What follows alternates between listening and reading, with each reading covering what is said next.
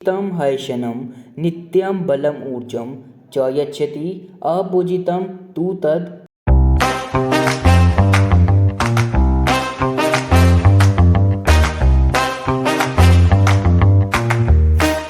So hello everyone, welcome to our channel. So आज हम बात करेंगे वैद्य के सुभाषित साहित्यम के चैप्टर नंबर 11th की। सो इससे प्रीवियस जो हमने अपना चैप्टर 10th किया था उसको एक बार रिवाइज करेंगे। सो जो हमारा चैप्टर नंबर 10 था इसका नाम था जल विज्ञानियम, जिसमें हमने जल की उत्पत्ति, उसकी व्याख्या, उसकी महत्वता, उसके भेद और लास्ट में हमने हंसोदक के बारे में पढ़ा था। सो जो आपका फर्स्ट श्लोक था उसमें हमने जल की महत्वता के बारे में पढ़ा था।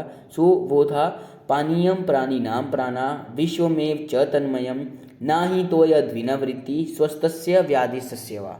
अर्थात इसमें हमने पढ़ा था कि पानीयम प्राणिनां प्राणा यानी कि पानी सभी प्राणियों का प्राण है। विश्वमेव च तन्मयम यानी कि जो हमारा पूरा विश्व है वो हमारा पानी से तन्मयम है, यानी कि जो हमारा पूरा विश्व है वो जलमय है। उसके बाद ना ही तोय अद्विनावृत्ति यानी कि जल के बिना किसी का भी जीवन संभव नहीं है। उसके बाद है स्वस्थस्य व्याधि सस्यवा यानी कि जल के बिना हम किसी के स्वास्थ्य या फिर किसी के व्याधि के बारे में भी हम बात नहीं कर सकते। उसके बाद सेकंड श्लोक में आपको जल की उत्पत्ति के बारे में बताया था। यहाँ पे बेसिकली जल की उपमा की गई है। सो इसमें क्या बताया कि जिस तरह से एक गर्भवती स्त्री 9 महीने तक एक शिशु को अपने घर में रखती है, उसके बाद 9 महीने बाद उस शिशु को जन्म देती है, उसी प्रकार जो हमारा आकाश है वो भी हमारे जल को 9 महीने तक अपने पास रखता है और उसके बाद वर्षा ऋतु में उसको स्प्रेड कर देता है। सो इसमें हमने क्या पढ़ा था, नव मास धृतम गर्भ भास्करस्य गर्भ स्थित भी पीतवा रसम समुद्रानाम दो प्रसूते रसायनम। अर्थात इसमें हमने क्या पढ़ा था, जिस प्रकार सूर्य की किरणों से समुद्र का जल पीकर आकाश रूपी स्त्री 9 मास तक उस जल को धारण करती है, उस प्रकार रसायन गर्भ को जन्म देती है। सो यहाँ पे हमने जल की उपमा की थी। बाद श्लोका नंबर 4 में हमने श्रेष्ठ जल के बारे में पढ़ा था, यानी कि जो हमारा वर्षा जल है वो हमारे सभी प्रकार के जलों में से सबसे श्रेष्ठ माना गया है। उसके बाद श्लोका नंबर 5 में हमने क्या पढ़ा था, ना अस्ति मेघ समम तोयम ना अस्ति च आत्म समम बलम ना अस्ति चक्षु समम तेजो ना अस्ति धान्य समम प्रियम। अर्थात इसमें हमने पढ़ा था कि जो हमारा वर्षा जल है उसके समान कोई दूसरा जल भी नहीं है। उसके बाद जो हमारा आत्मा है, जो हमारा आत्मा का बल है उसके समान भी कोई दूसरा बल नहीं प्रेजेंट है। उसके बाद जो तेज हमारे नेत्रों में प्रेजेंट है उसके समान भी कोई दूसरा तेज कहीं पर प्रेजेंट नहीं है। और लास्ट में जो हमारा अन्न है उसके समान कोई प्रिय हमें दूसरी चीज़ नहीं है। नेक्स्ट श्लोका नंबर 7 में हमने जल के भेद पढ़े थे। सो इसमें हमने क्या पढ़ा था, यथा भूमि तथा तोयम यथा बीजम तथा अंकुर यथा देश तथा भाषा यथा राजा तथा प्रजा। अर्थात इसमें हमने क्या पढ़ा था कि जैसी भूमि होगी वैसा जल होगा, यानी कि कोई ऐसी जगह होगी जो हमारी नेचुरल डिजास्टर से कम अफेक्टेड होगी, सो उसका जो जल होगा वो सबसे ज़्यादा बेनिफिशियल होगा। उसके बाद जैसा बीज होगा वैसा ही हमें अंकुर मिलेगा और लास्ट में जैसे देश वैसी भाषा और जैसा राजा वैसी प्रजा। उसके बाद नेक्स्ट हमने अगस्त्य तारा के बारे में पढ़ा था। सो इसमें हमने क्या पढ़ा था, सो इसमें हमने हंसोदक के बारे में पढ़ा था। सो यहाँ पे हमने क्या पढ़ा था कि जिस प्रकार कोई जल हमारा सूर्य की किरणों में दिन में तपता हो और रात में चंद्र की किरणों से शीतल हुआ हो, और ये सब हमारा प्रेजेंट होगा हमारे अगस्त्य तारा की प्रेजेंस में। सो ये जो हमारा अगस्त्य तारा ये कब होता है, तो ये होता है हमारा शरद ऋतु में। सो ये जो हमारा जल होगा ये हमारा हंसोदक कहलाएगा और ये जो हमारा हंसोदक जल है ये हमें अमृत के समान माना जाएगा। उसके बाद लास्ट में हमने जलपान विधि के बारे में पढ़ा था। सो इसमें हमने क्या पढ़ा था कि भोजन के पच जाने के बाद, यानी कि भोजन करने के 3 घंटे के बाद जब हम जल को ग्रहण करते हैं सो वो जो हमारा जल है वो हमारा बलदायक माना जाता है। उसके बाद सेकंड कंडीशन थी कि जब हम भोजन करते समय जल का सेवन करते हैं सो वो जो हमारा जल है वो हमारा अमृत के समान माना गया है। और उसके बाद लास्ट जो हमारी कंडीशन थी कि भोजन करने के तुरंत बाद जब हम जल का सेवन करते हैं तो वो हमारा विष के समान माना जाता है। सो ये सब हमने अपने पढ़ा था चैप्टर नंबर 10th में। सो आई होप आपको ये चैप्टर अच्छे से समझ आया होगा। सो आज हम बात करेंगे अपने चैप्टर नंबर 11th की। सो जो हमारा चैप्टर नंबर 11th है इसका नाम है अन्न विज्ञानियम। सो इसमें हम अन्न की बात करेंगे और अन्न की महत्वता के ऊपर बात करेंगे। सो एनसीएसएम के अकॉर्डिंग जो आपका चैप्टर नंबर 11th है इसमें आपको श्लोका नंबर 1 और श्लोका नंबर 2 की एक्सप्लेनेशन करने को बताया गया है। सो जो हमारा चैप्टर का नाम है वो है हमारा अन्न विज्ञानियम। सो जो हमारा फर्स्ट श्लोक है वो है अन्नात् भूतानि जायन्ते जात अन्यत्र अनेन वर्धन्ते अद्यते अति च भूतानि तस्माद् अन्नम तदुच्यते। अर्थात इस श्लोक के अर्थ में क्या बताया गया है, अन्नात् भूतानि जायन्ते यानी कि अन्न से ही सभी भूतों की उत्पत्ति हुई है। जात अन्यत्र अनेन वर्धते यानी कि अन्न का सेवन करने से ही सभी जीवों की वृद्धि होती है। अद्यते अति च भूतानि यानी कि अन्न का सेवन करने से सभी जीवों का भक्षण होता है, सभी भूतों का भक्षण होता है। तस्माद् अन्नम तदुच्यते यानी कि ये हमारी अन्न की निरुक्ति है। सो एक बार इसकी नीचे हिंदी पढ़ते हैं। सो यहाँ पे क्या लिखा है, अन्न से प्राणी उत्पन्न होते हैं, अन्न से वृद्धि करते हैं, प्राणियों द्वारा भक्षण किया जाता है तथा प्राणियों को भक्षण करता है, इसलिए इसे अन्न कहते हैं। उसके बाद श्लोका नंबर 2 में आपको स्वास्थ्य और दीर्घायु के बारे में बताया गया है। सो इसमें क्या बताया गया है, अद्यते विधिवत तम अति भुक्तर अन्यम अन्यथा आयुष्यम स्वास्थ्य पदम पूर्वम अन्यथैव एतत् स्मृतम। अर्थात इसमें आपको क्या बताया गया है, अद्यते विधिवत भुक्तम अति भुक्तम आर्यम अन्यथा। अर्थात इसमें आपको क्या बताया गया है कि विधि पूर्वक सेवन किया हुआ अन्न आपका शरीर का भक्षण करता है।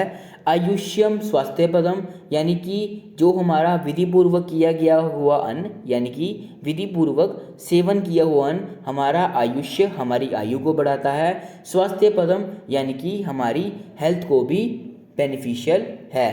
पूर्वम अन्यथैव एतत् स्मृतम यानी कि इससे पहले जो हमारा विधान बताया गया है यानी कि जो हमारी विधि बताई गई है उसका स्मरण करके ही हमें भोजन करना चाहिए। सो एक बार नीचे इसकी हिंदी पढ़ते हैं। यथा विधि सेवन किया हुआ अन्न भोक्ता के द्वारा भक्षित होता है, इसके विपरीत भोक्ता को भक्षण करता है।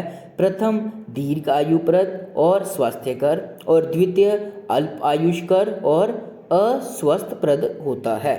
उसके बाद श्लोका नंबर 3 में आपको बताया गया है, आहार अत सर्वभूतानि संभवन्ति महीपते हारेन विविध अन्ते तेन जीवन्ति जंतव। अर्थात इसमें आपको क्या बताया गया है कि आहार अत सर्वभूतानि संभवति यानी कि जो हमारे सभी भूत हैं आहार के बिना उनका जीवन संभव नहीं है, यानी कि आहार के बिना किसी भी भूत का जीवन संभव नहीं है। आहारेन विविध अनंते तेन जीवंती जंतव विधि पूर्वक किया गया हमारा आहार जीवों की वृद्धि करता है। उसके बाद श्लोका नंबर 4 में आपको अन्न की महत्वता बताई गई है। सो इसमें आपको क्या बताया गया है कि धन का त्याग करके हम दीर्घ काल तक जीवित रह सकते हैं, परंतु अन्न का त्याग करके हम दीर्घ काल तक जीवित नहीं रह सकते। उसके बाद श्लोका नंबर 12 में भी आपको अन्न की महत्वता बताई गई है। सो यहाँ पे आपको क्या बताया है कि हमें सदैव अन्न का सम्मान करना चाहिए, निंदा ना करते हुए हमें अन्न का सेवन करना चाहिए और हमें हमेशा अन्न को देखकर हर्षित होना चाहिए और सदैव तथा प्रतिदिन हमें अन्न का सेवन करना चाहिए। उसके बाद श्लोका नंबर 13 में आपको अन्न की विशेषता बताई गई है। सो यहाँ पे आपको क्या बताया गया है, पूजितम हर्षणम नित्यम बलम ऊर्जम च यच्छति अपूजितम तु तद भुक्तम उभयम नाश्य तिदम। अर्थात यहाँ पे आपको क्या बताया गया है, यानी कि पूजित किया हुआ अन्न हमें सदैव बल प्रदान करता है और उसके ऑपोजिट अपूजित किया हुआ अन्न नाश करता है। यानी कि जो हमें अन्न का सेवन करना चाहिए वो हमेशा सदैव हमें पूजन करने के बाद ही करना चाहिए, क्योंकि वो हमें बल प्रदान करता है। और उसके ऑपोजिट जो हमारा अपूजित अन्न है, यानी कि उस जिस अन्न का पूजन नहीं किया गया है, वो हमारे शरीर का नाश करता है। उसके बाद श्लोका नंबर 14 में आपको भोजन की पवित्रता के बारे में बताया गया है। सो यहाँ पे क्या बताया गया है, अमृतम कल्पित्वा तू यद अन्नम सम उपागतम प्राण अग्निहोत्र विधिना भोज्यम तद्वद आपहम। अर्थात यहाँ पे आपको क्या बताया गया है, अमृतम कल्पित्वा तू यद अन्नम, यानी कि जब अन्न आपके सामने आता है तो उसकी कल्पना आपको अमृत के समान करके उसका आपको समुपागतम यानी कि उसका सेवन करना है।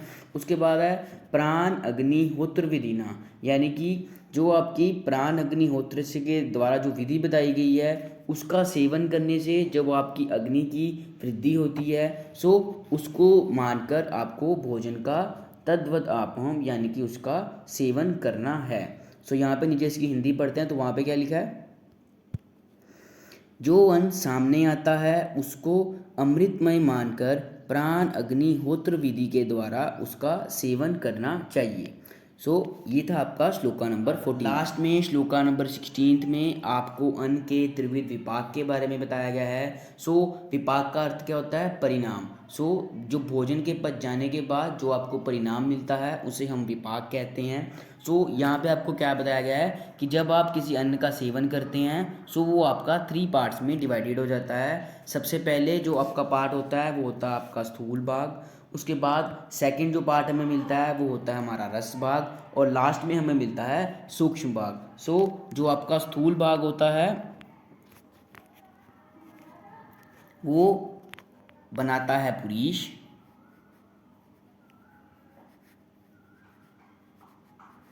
उसके बाद सेकंड में जो आपका रस भाग होता है वो आपका बनाता है आपकी शरीर की धातुएं, जो आपकी शरीर की 7 प्रकार की धातुएं हैं, यानी कि रस रक्त मांस मेद अस्थि मज्जा शुक्र। सो ये आपकी रस भाग के द्वारा बनती हैं। उसके बाद लास्ट में आपको मिलता है सूक्ष्म भाग जो कि हमें मन को बनाता है।